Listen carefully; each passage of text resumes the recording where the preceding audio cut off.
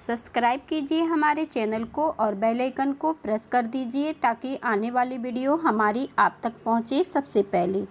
आज हम घर के ही दाल चावल से मिठाई बनाकर तैयार करेंगे जो बहुत ही टेस्टी होगी। तो चलिए इसे बनाना शुरू करते हैं और देखते हैं कौन सी दाल और कौन सा चावल चाहिए है हमें।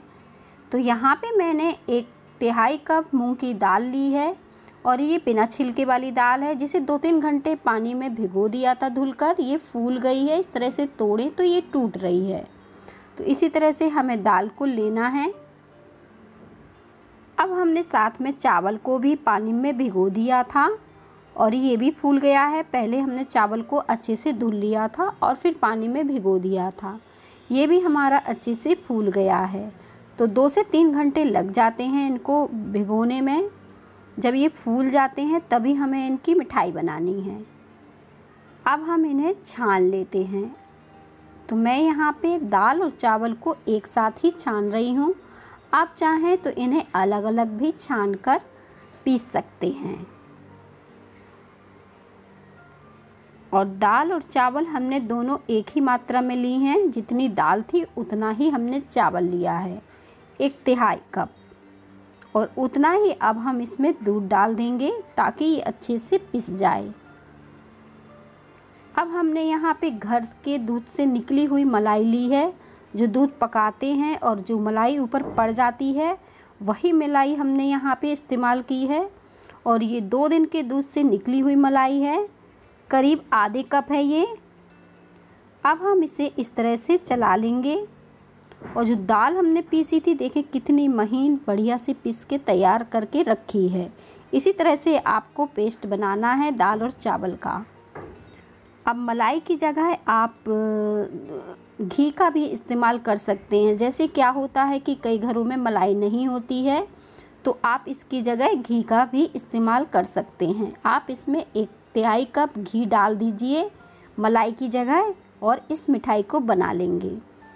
अब हम मलाई को थोड़ा सा पका लेंगे क्योंकि ये मावे का काम भी करेगी। तो इस तरह से हम मलाई को पका लेंगे थोड़ा सा गाढ़ी होने तक और इसका एक्स्ट्रा दूध जल जाएगा। अब हम इसमें जो दाल और चावल हमने पीस के रखा है इसे डाल देते हैं। और देखें अब हम इसे इस तरह से चलाते रहेंगे। और अब हम आँच को बिल्कुल धीमा या मीडियम पे कर देंगे ताकि हम इसे अच्छे से भून पाएँ। जितना अच्छा हम दाल चावल भून लेंगे मिठाई हमारी उतनी ही बढ़िया बनेगी। कोई भी कच्चापन इसमें नहीं रहेगा। आप देख रहे हैं ये जो हम भून रहे हैं दाल और चावल एकदम मावा के जैसे लग रहा है, बहुत ही बढ़िया दिख रहा है ये। तो अब हम इसी तरह से भूनते रहेंगे। इसका हल्का सा गुलाबी कलर सा ना आ जाए या फिर इस तरह से ये भुरभुरा सा ना दिखने लगे। इस तरह से ही भुरभुरा सा दिख रहा है, यानी ये अच्छे से भुन रहा है। अब हम इसमें चीनी ऐड कर देते हैं, आधे कप। चीनी अपने टेस्ट के हिसाब से थोड़ा सा कम या ज़्यादा भी डाल सकते हैं। और देखें जब हल्का सा कलर दाल का चेंज हो गया है तभी हमें चीनी को डालना है। और ये 1 गिलास हमने दूध ले लिया है। अब हम इसे डाल देते हैं और अब हम इसे पकाएंगे। तो इस तरह से धीमी आंच में हमें पकाना है। अब हम इसमें ऑरेंज फ्रूट कलर डाल रहे हैं। ये पूरी तरह से ऑप्शनल है। आप चाहें तो मिठाई को इस तरह से मावा के जैसे वाइट कलर का भी रख सकते हैं। अब हम इसे पकाते रहेंगे धीमी आंच में अच्छे से पकने तक। और देखिए इसमें हमने घी नहीं डाला है और तब भी ये बहुत ही बढ़िया पक के तैयार हो रहा है। एक डो की तरह ये आ गया है, सिमट रहा है अच्छे से। अब हम इसमें इलायची का पाउडर भी डाल देते हैं और थोड़ा सा इसे फिर से पका लेते हैं। इस मिठाई को आप कभी भी बना सकते हैं जब भी आपका मीठा खाने का मन करे। इजीली ये घर की चीज़ों से बनकर तैयार हो जाती है। मूंग की दाल की बर्फ़ी सभी को बहुत पसंद आती है तो ये मिठाई भी ज़रूर पसंद आएगी। इसमें हम 1 चम्मच देसी घी डाल देते हैं और अच्छे से भून लेते हैं।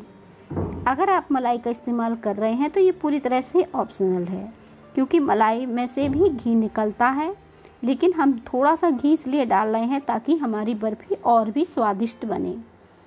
और इसे हम अच्छे से पका लेते हैं। तो कुल मिला के मैंने यहाँ पे 2 चम्मच देसी घी का इस्तेमाल किया है और इस तरह से ये दानेदार भुरभुरी सी दिखने लगेगी हमारी मिठाई। अच्छे से ये पक जाएगी तो इस तरह से दानेदार आपको दिखेगी। आप देख रहे हैं कितनी बढ़िया ये दिख रही है।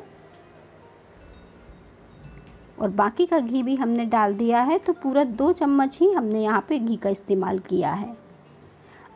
आपको कोई भी प्रॉब्लम हो तो आप मुझे कमेंट कर पूछ सकते हैं। मिठाई को बनाने में बहुत ही ईजिली बनने वाली मिठाई है। आप ये घर के सामान से ही बना ले जाएंगे। और देखिए ये दानेदार बढ़िया से पक के तैयार हो गया है। हमें इसे इतना ही पकाना है। अपनी पसंद के इसमें आप ड्राई फ्रूट भी डाल सकते हैं। मैंने थोड़े से काजू ले लिए हैं और इन्हें डाल दिया है और बस अच्छे से मिला लेते हैं और गैस को बंद कर इसे अब हम सेट करने के लिए निकाल लेते हैं। एक ट्रे ले ली है मैंने, जिस पे मैंने तेल लगा लिया है। चारों तरफ से अच्छे से हम तेल लगा लेंगे ताकि जो बर्फ़ी है वो बहुत ही बढ़िया हमारी अच्छी तरह से निकल आए।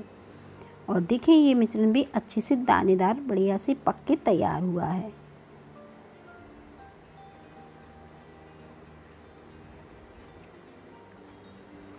और अब हम इसे ट्रे के ऊपर इस तरह से सेट कर देंगे और अब हमें इसे अच्छे से चिकना कर लेना है। तो आप छोटे चम्मच की सहायता से इसे अच्छे से चिकना कर सकते हैं।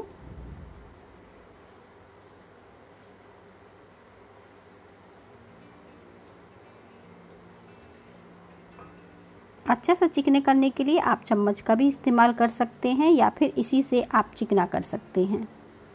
अब मैंने चम्मच से इसे चारों तरफ से अच्छे से चिकना कर लिया है। देखें खूबसूरत ये दिखने लगी है, बढ़िया सी सेट हो गई है। इसको छोड़ देते हैं 1 से 2 घंटे के लिए, अच्छे से सेट हो जाएगी ये। अगर कोई भी प्रॉब्लम हो तो आप इसे फ्रिज में 10 मिनट के लिए रख दीजिए तो अच्छे से सेट होगी। वैसे तो ये ऐसे ही सेट हो जाती है, गर्मियों का सीज़न चल रहा है तो ये बहुत ही इजीली सेट हो जाती है। अब हम इसके किनारे काट लेंगे ताकि हमारे जो पीस कटें वो बहुत ही बढ़िया कटे। तो पहले हम इसके किनारे काट के अलग कर देते हैं और आपको दिखा भी देंगे कितनी बढ़िया सेट हुई है और बहुत ही सॉफ्ट मुलायम बनी है। इस तरह से देखें, तोड़ के दिखा रहे हैं कितनी बढ़िया बनी है। रेसिपी अच्छी लग जाए तो रेसिपी को लाइक ज़रूर करिएगा। अब मैंने इसे चौकोर पीस में कट कर लिया है और अब हम इसे इस तरह से सैंडविच के जैसे पीस से भी कट कर देते हैं। इसे आप अपने मनपसंद आकार में काट सकते हैं, पर मैंने इसे इस तरह से सैंडविच के जैसे काट लिया है। अब आप इसके ऊपर चांदी का वर्क लगा सकते हैं इस तरह से, या फिर कोई भी ड्राई फ्रूट अपने पसंद के लगा सकते हैं। और मैंने इस तरह से अब इसके ऊपर चांदी का वर्क थोड़ा थोड़ा लगा दिया है और इसे कागज़ की सहायता से इस तरह से हम दबा देंगे।